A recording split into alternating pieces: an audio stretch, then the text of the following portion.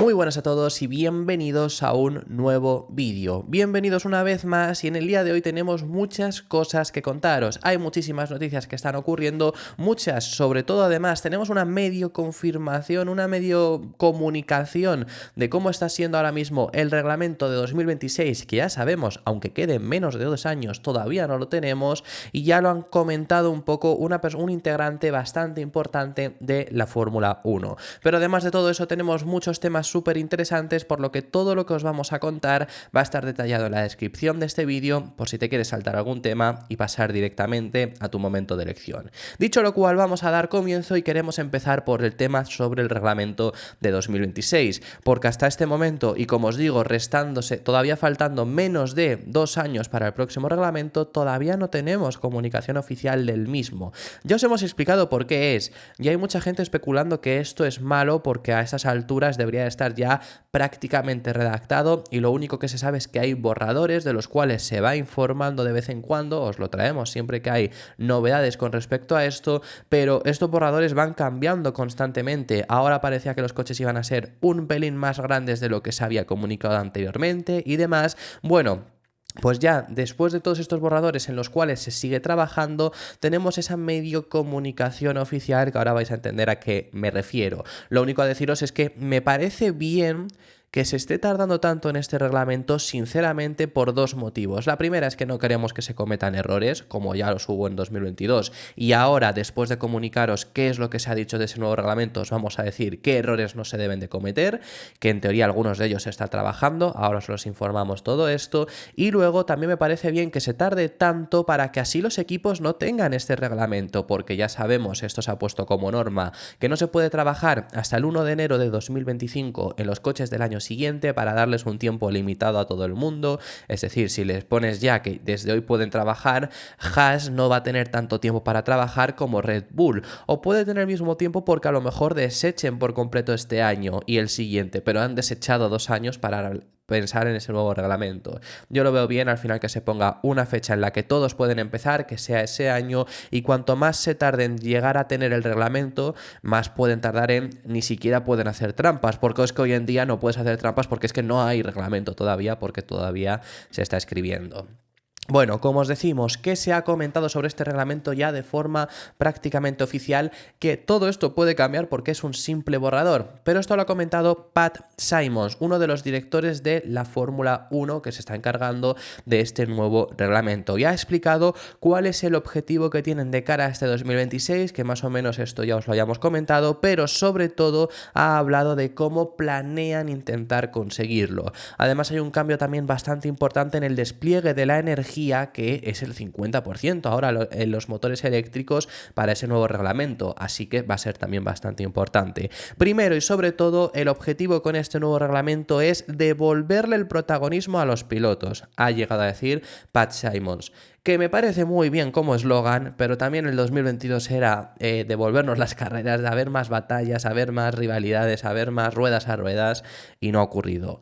Ojalá ocurra, pero tienen que cumplirlo. Este eslogan que están diciendo que es devolverle ese protagonismo a los pilotos. ¿Cómo quieren devolvérselo? Pues uno de los factores que quieren devolverle es restando la carga aerodinámica. Hoy en día estos coches, y ya desde la reglamentación anterior también pasaba, generan muchísima carga aerodinámica, y el problema es que si cuanta más carga aerodinámica generes, más aire sucio generas. Estos coches generan menos aire sucio que los anteriores, aunque generan incluso más carga aerodinámica por todo el tema del efecto suelo, pero no se ha conseguido reducir el aire sucio como se esperaba por el efecto suelo, porque al final, no sé, los cálculos no les salieron bien a la Fórmula 1 y a la FIA, a los ingenieros y demás, porque se sigue generando aire sucio que prácticamente se iba a reducir muchísimo, casi a nulo, por el tema del efecto suelo. No ha sido el caso, sigue habiendo aire sucio y el objetivo ahora es reducir la carga aerodinámica. Que sea menos importante, se habla incluso de un doble DRS. También esto es bueno para las rectas, que además, pues si hay un doble DRS, pues bueno, para las rectas puede haber que el piloto de detrás tenga más ventaja y demás. ¿Cómo que doble DRS? Pues igual que un DRS en el alerón trasero, que lo haya en el alerón delantero, para reducir la resistencia aerodinámica. Aún así, en este sentido, tranquilidad, el alerón delantero no es tan fuerte en ese punto, quiero decir, por mucho que se reduzca la resistencia, no se aplicaría tanta diferencia. Quizá a 2 kilómetros por hora más. Bueno, habría que medirlo eso, pero que no va a ser una diferencia gigantesca introducir ese doble DRS. Entonces, reducir esa carga aerodinámica es ese objetivo, también con todo el hecho de reducir los coches, hacerlos más pequeños, ya sabemos que se va a reducir la distancia entre ejes, hacerlos más ligeros. Con todo esto se puede conseguir ese regreso del protagonismo de los pilotos, es por lo que lo están intentando, y además se habla de aumentar la potencia de los monoplazas. Se habla de aumentarla hasta los 1000 caballos de potencia de los nuevos motores, de lo cual incluso Pat Symonds ha hablado de que podría ser más por el tema de los motores eléctricos, que por ahora calculan esos 1000 caballos, pero como es 50-50 en teoría de distribución, podría llegar a ser un poco más gracias a la parte eléctrica. Esto lo ha explicado en el podcast oficial de la Fórmula 1, Beyond the Grid, donde lo que ha dicho es lo siguiente: esperamos que los motores de la unidad de potencia lleguen a los 1000 caballos o incluso más con el motor eléctrico. Además, queremos reducir la carga aerodinámica. Una de las razones por las que los monoplazas son tan pesados es la necesidad de tener altas cargas aerodinámicas, alerones, pues muchos componentes que pueden ser reducidos ahora mismo, o hacerlos más pequeños o hacerlos que no tengan tantas piezas. Como resultado de estos cambios, los coches serán más resbaladizos y dependerá mucho más de la habilidad de los pilotos. A ver si es verdad. Eso es algo muy importante porque los pilotos son los héroes de nuestro deporte. Queremos hacerlos destacar.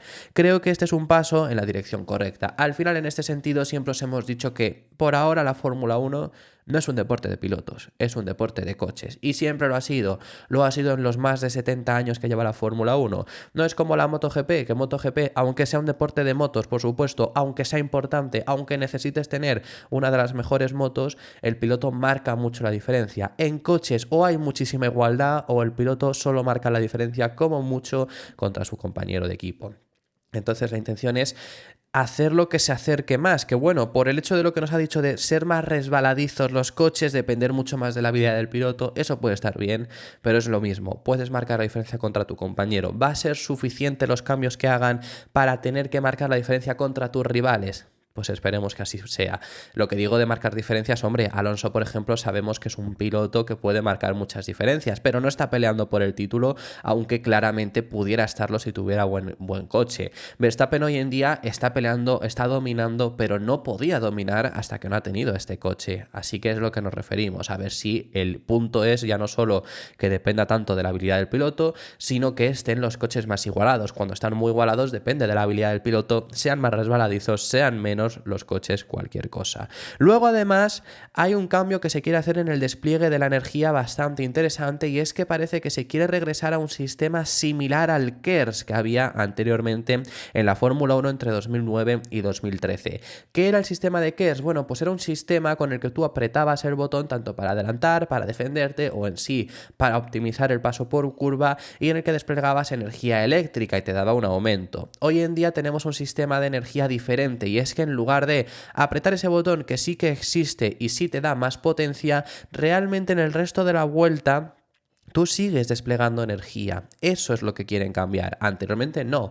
Anteriormente tú tenías que apretar ese botón para recibir ese extra. Ahora lo que se querría es, el motor eléctrico va a estar ahí y se va a seguir, pero porque va a ser parte del motor como tal, porque es una parte muy importante ahora mismo, siendo 50-50 con la parte de combustión, pero tener un extra electrónico, un extra de energía eléctrica que se recarga a lo largo de la vuelta, como ocurre ahora mismo, que tú puedas desplegar en el paso por vueltas. Hay vueltas que entonces no vas a desplegarlo del todo, pues no porque no quieras, sino porque se te olvide básicamente, porque si no lo desplegarías siempre, y habrá vueltas en las que quizá necesitarías un poco más, pero por defenderte de X piloto no lo tengas, el otro lo haya gestionado mejor y te pueda adelantar. Esto es muy interesante por eso, en ese sentido, sobre todo ya no es que sea mejor o peor que lo que tenemos hoy en día, sino que es diferente. Y al ser diferente generas complicaciones a los equipos, tienen que tratar de optimizarlo de mejor o peor forma, y complicaciones a los pilotos, cambia el modo de conducción, quizá incluso los que condujeron en 2009 y 2013, que hoy en día en la Fórmula 1 ya son pocos, entre ellos Alonso y Hamilton, por supuesto, Checo estaba por aquel entonces, Ricciardo si sigue para 2026, bueno, pues también llegó a probar ese KERS, bueno, hay algunos pilotos, pero Verstappen, el propio Verstappen, Leclerc, Norris, Russell, Sainz, no han llegado a probar ese sistema, por supuesto, entonces generarías ese problema porque cambia de conducción, y podría llegar a ser algo interesante regresar a esa forma. en lugar de que esa energía que en teoría tienes para desplegar la estés desplegando a lo largo de la vuelta y tú solo aumentes para en algunas determinadas vueltas atacar, sea que de verdad tengas que utilizarlo sí o sí, me refiero, tengas que ser tú quien lo despliegue para recibir un extra dependiendo de qué punto. Si no es para atacar y defenderte en una vuelta que estés tú solo, pues para potenciarte en determinados puntos, en rectas, en salidas de curvas y demás. Eso podría llegar a ser interesante.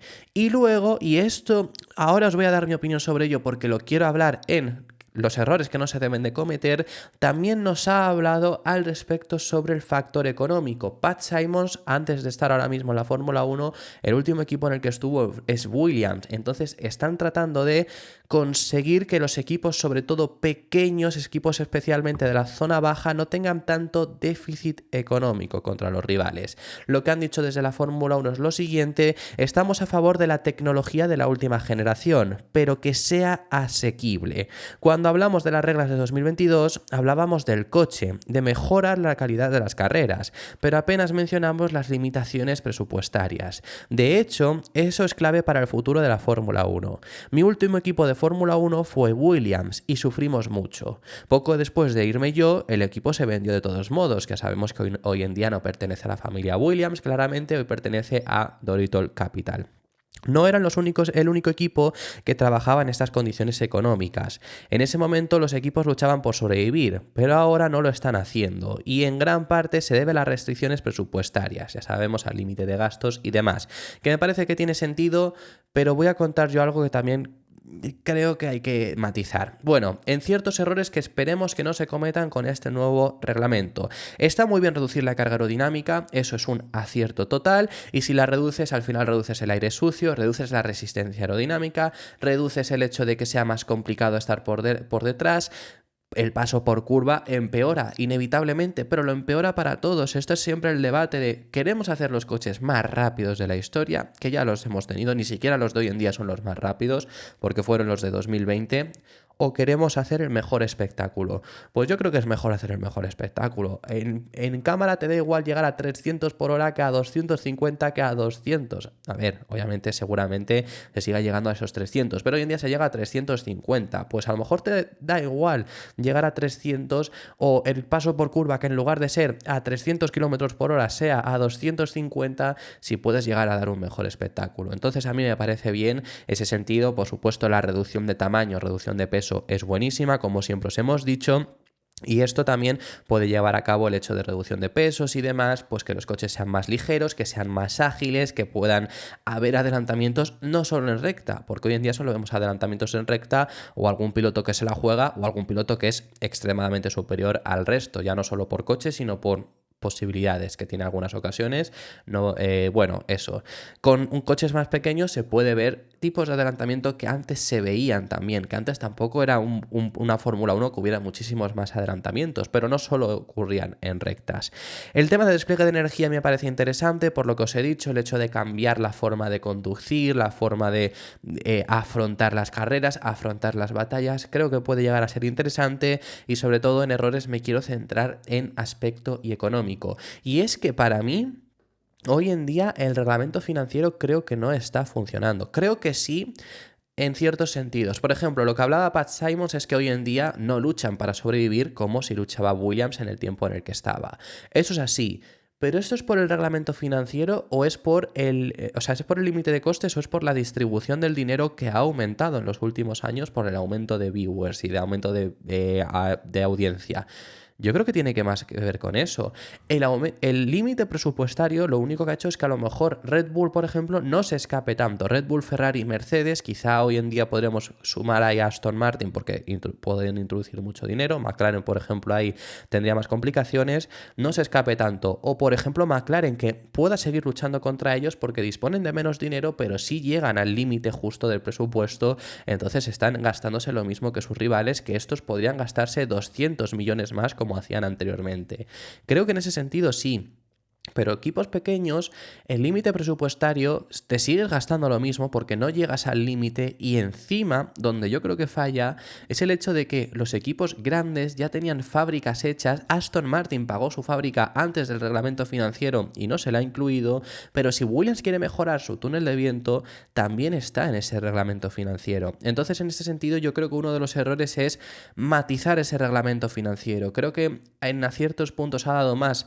Ha perjudicado más que ha beneficiado por ese motivo. También creo que hoy en día que no esté ningún equipo ni siquiera acercándose todavía a Red Bull es por el reglamento financiero, porque no pueden hacer un cambio gigantesco de carrera a carrera como antes sí que casi se podía hacer. En principios de año, al final cambiaba el coche que era radical. Hoy en día el cambio radical solo se puede hacer de año a año por ese reglamento financiero. Entonces yo creo que hay cosas que se deberían de matizar y veremos qué es lo que consigue hacer la Fórmula 1.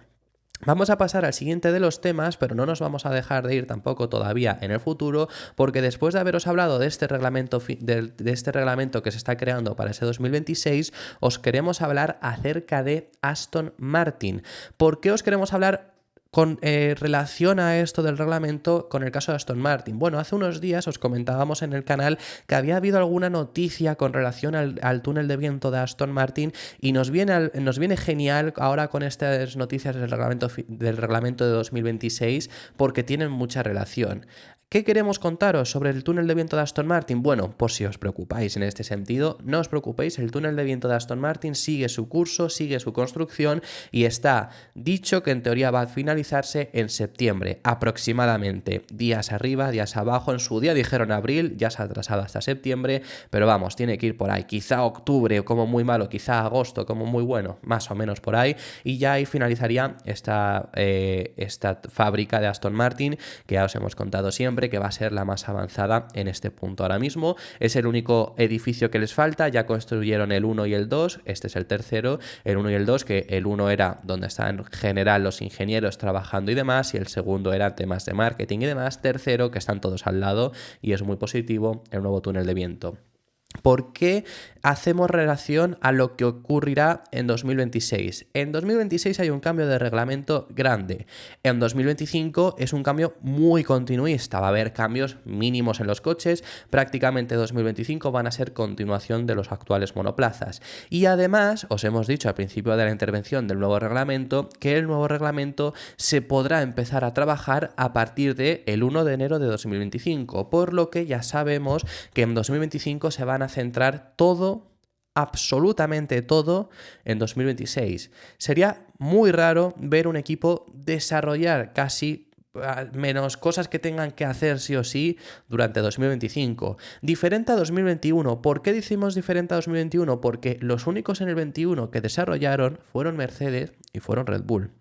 El resto no desarrolló prácticamente nada. Algunas cosas, como os digo, mínimas que sí que necesites de mantenimiento, de bueno, tenemos aquí un problema grande, no nos repercute mucho dinero, vamos a cambiarlo. Pero los únicos que desarrollaron, y fijaros que Red Bull incluso se excedió en el límite presupuestario, fueron esos dos equipos porque estuvieron peleando por el título. Como de por sí, desgraciadamente, se ve difícil que eso vaya a ocurrir, parece que ese 2025 va a estar enfocado todo el mundo en 2026 ya.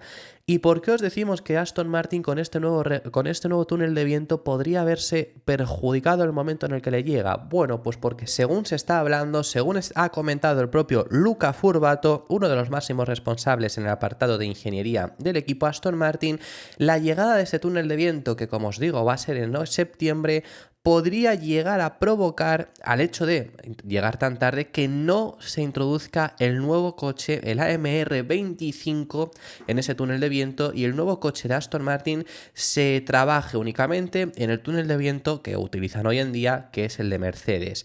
¿Por qué? Bueno, ¿cuándo se empieza a trabajar en los coches de la próxima reglamentación? Pues realmente ahora. Más o menos abril, marzo, mayo, depende un poco del equipo, pero empiezas a trabajar ahora, no empiezas a construir, pero empiezas a trabajar. en septiembre ya el desarrollo de ese coche ya llega a estar bastante avanzado, entre comillas. Queda muchísimo, pero ya está bastante avanzado porque, como digo, se empieza a trabajar ahora en ese próximo monoplaza. Y más aún este año si en 2025 no vas a desarrollar ese coche porque te vas a centrar exclusivamente en 2026. Entonces, por ese motivo, lo que comenta Luca Furbato es que podría ser, y es muy posible que ocurra, según están diciendo ahora mismo, que ese nuevo túnel de viento, como yo os decía, como comentaba Aston Martin, en su día se pensaba que finalizaba en abril, ahí no había dudas, pero ahora al finalizarse en septiembre, quizá apenas lo usen para ese 2025, todo enfocado en solamente 2026. ¿Por qué apenas lo usen? Pues porque, bueno, sí que tienen que utilizarlo para efectivamente saber que todo lo que pueden probar te da los datos correctos. ¿Cómo lo van a hacer? Bueno, no va a ser la mejor forma de hacerlo porque el túnel de viento de Mercedes la verdad que está fallando bastante, pero lo único que utilizarán ese túnel de viento de cara a 2025 es para la correlación de datos con respecto a lo que les dé el de Mercedes, para optimizarlo de la mejor forma, para tratar de potenciarlo, para tratar de tenerlo preparado para que el 1 de enero de 2025 empiece a preparar ya el coche 2026. Entonces, estos planes y el retraso que de por sí hubo en la construcción de ese túnel de viento podría acabar provocando que, aunque en su día se dijo, lo dijo el propio Dan Fallows, pues que este túnel de viento se vería ya afectando para ese 2025, era lo que decía, porque obviamente si finaliza en 2024 no va a afectar nada. No, entonces ahora pase a realmente solo afectar para ese ya 2026, sea cuando de verdad se note. Esto para que veáis, por ejemplo, otros ejemplos. McLaren finalizó su túnel de viento el año pasado. Es más, McLaren lo finalizó en un momento anterior durante el año, que lo finalizó durante agosto.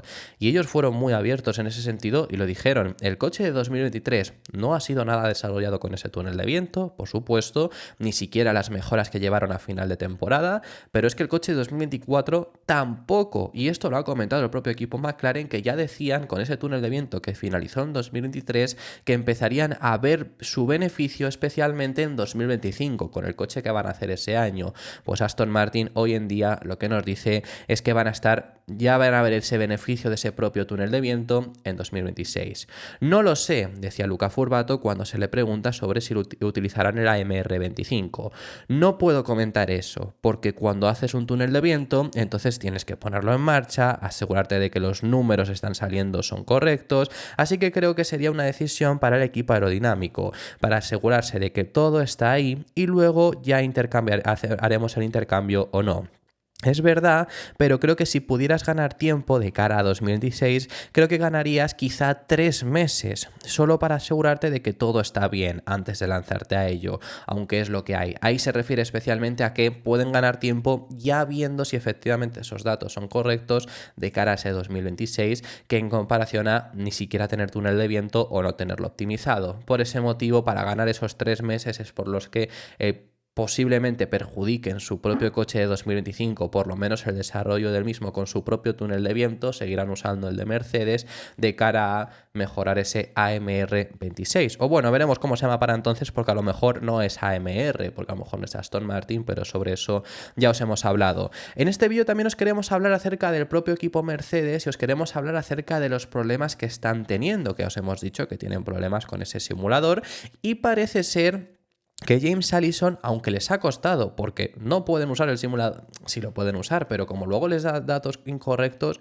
no se pueden fiar del todo. Entonces, parece que ya después de la tercera carrera, James Allison, el director técnico de Mercedes, podría haber encontrado uno de los motivos por los que el Mercedes no está rindiendo como ellos esperaban. Que esto no se lo vieron venir, por supuesto, pero al final las condiciones de la vida real luego cambian a lo que es un mundo idílico en un túnel de viento, por supuesto. Entonces, por eso no lo habían llegado a ver. ¿Y qué problema ha encontrado James Allison? Bueno, pues tiene bastante relación con algo que nos comentaron hace unos días, lo comentó Toto Wolff, que se sentían bastante extrañados porque efectivamente saben que los datos que tenían del simulador no son correctos, pero se sentían extrañados porque vieron que de verdad en Australia, después de muchos experimentos durante el viernes, ya aplicaron todos los experimentos, todos los datos, todas las comprobaciones que habían hecho en el setup de cara al sábado y al domingo, ya de por sí en Libres 3. Y les extrañó mucho que en carrera y en clasificación volvieron a ir relativamente peor, pero en libres 3 hubo mucho potencial. Recordar un Hamilton que estuvo peleando por liderar esa sesión. Entonces esto les extrañaba y James Allison ha explicado el motivo por el que creen, porque esto es lo que creen ahora mismo, no es certero porque es lo que han sacado de conclusión este fin de semana.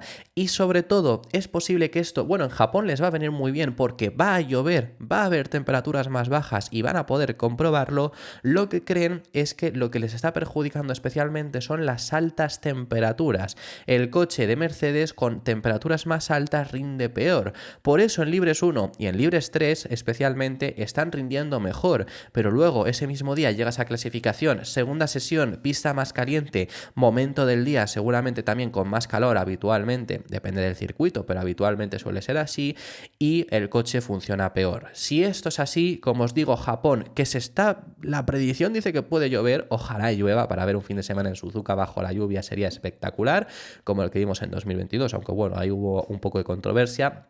Pero puede ser espectacular, pero les va a venir a ellos muy bien porque las temperaturas inevitablemente van a bajar y habrá circuitos, por supuesto, donde también sean más bajas y puedan hacer estas comprobaciones. Pero esto es lo que ha dicho el director técnico de Mercedes, que lo que dice es lo siguiente: estamos empezando a ver un patrón. La mayoría de los fines de semana tenemos un periodo en el que nos sentimos bien con el coche, pero luego en las sesiones que realmente cuentan, es decir, en quali y en carrera, todo se nos escapa de las manos. Si estuviéramos tratando de dibujar ese patrón, entonces probablemente la correlación más lógica que podemos hacer en este momento es que nuestra competitividad es peor cuando la pista se calienta, cuando el día está en su punto más cálido y por lo tanto las temperaturas de los neumáticos suben.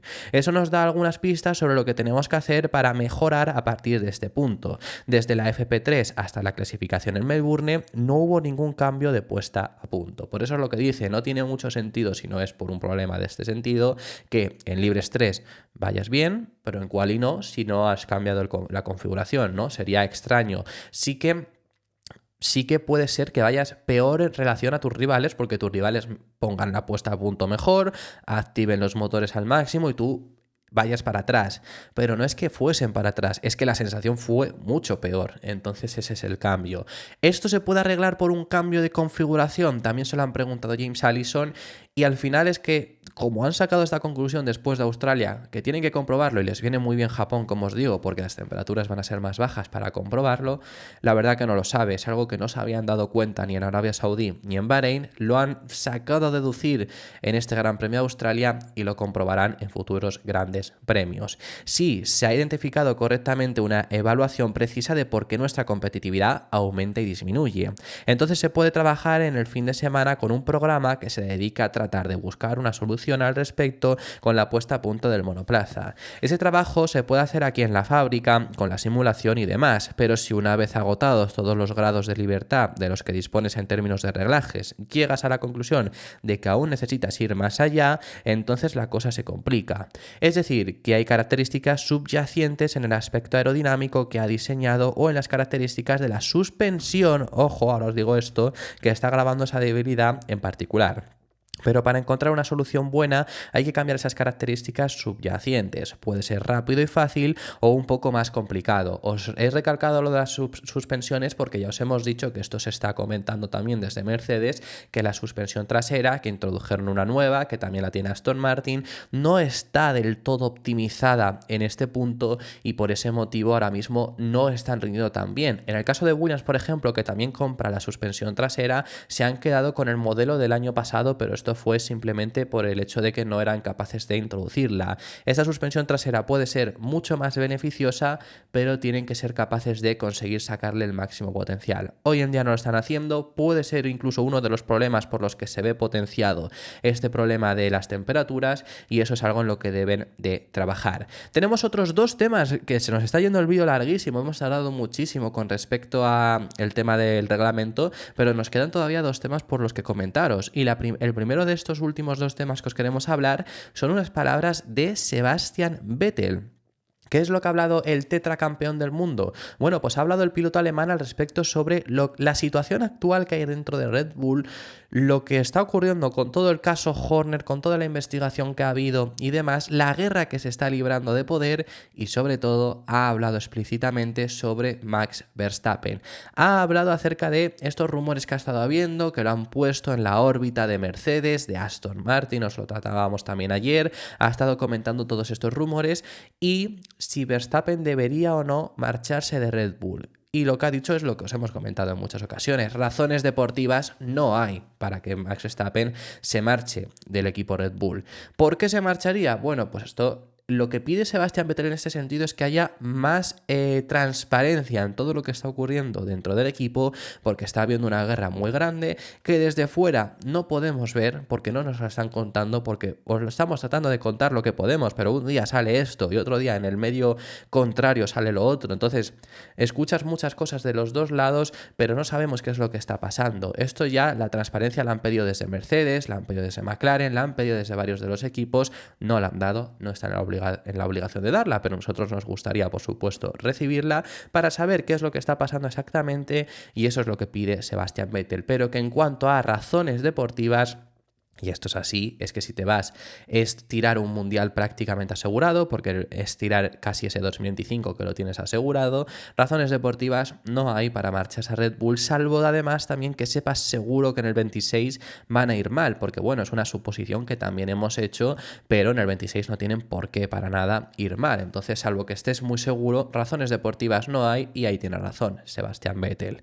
En este momento hay, por supuesto, mucha agitación dentro del equipo, dentro de Red Bull se refiere, pero creo que desde una perspectiva deportiva no hay razones para pensar en un cambio a otra escudería de Max Verstappen. Sigo conociendo muy bien al equipo, a Christian y al Dr. Marco, también de mi época, pero me resulta muy difícil opinar porque no sabes lo que pasó y lo que no pasó.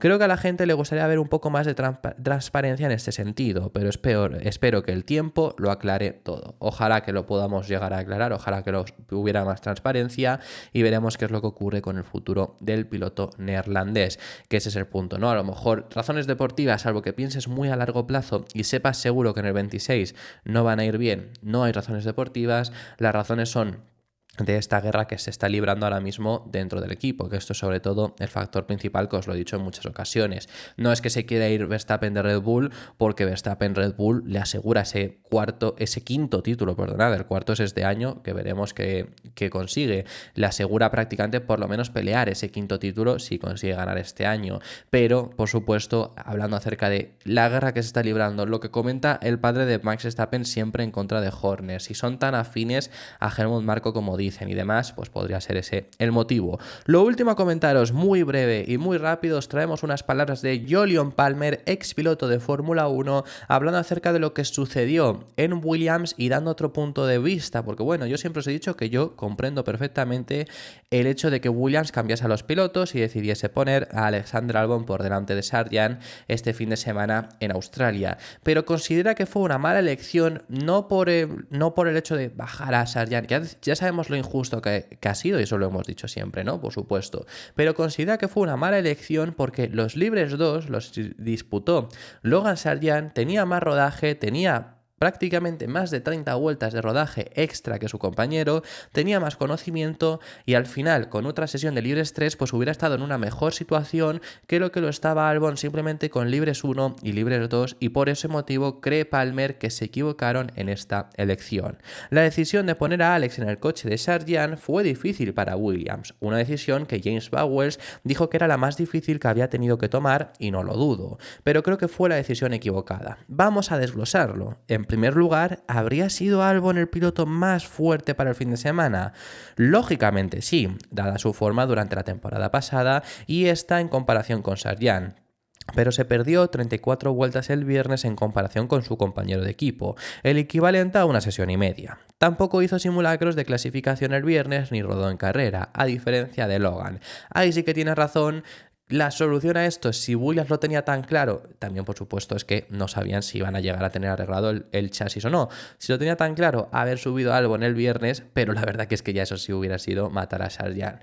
Yo en este sentido entiendo que era quizá la opción que ellos creían que era mejor, pero sí que esto es algo que Albon ha comentado, que habiendo tenido el rodaje de Libres 2, sí que cree que podría haber peleado por entrar en puntos y al final sabemos que no lo acabó haciendo. Veremos cómo se desarrolla también el caso en Williams, porque Sargent la verdad que ya tiene el pie y medio fuera. Pero bueno, esto ha sido todo por este larguísimo vídeo en el día de hoy. Nos hemos alargado muchísimo y me encantaría que me dejaras en los comentarios si te ha gustado y qué opinas sobre todos los temas de los cuales hemos hablado. Muchísimas gracias por haber llegado hasta el final del vídeo. Déjame en los comentarios tus impresiones sobre todos los temas que hemos estado tratando, que hemos hablado de muchísimos, y me encantaría saber tu opinión sobre ellos. Si te ha gustado el vídeo, deja tu me gusta y suscríbete para no perderte ninguno de los contenidos diarios que realizamos, y nos vemos en el siguiente, que seguiremos hablando de Fórmula 1.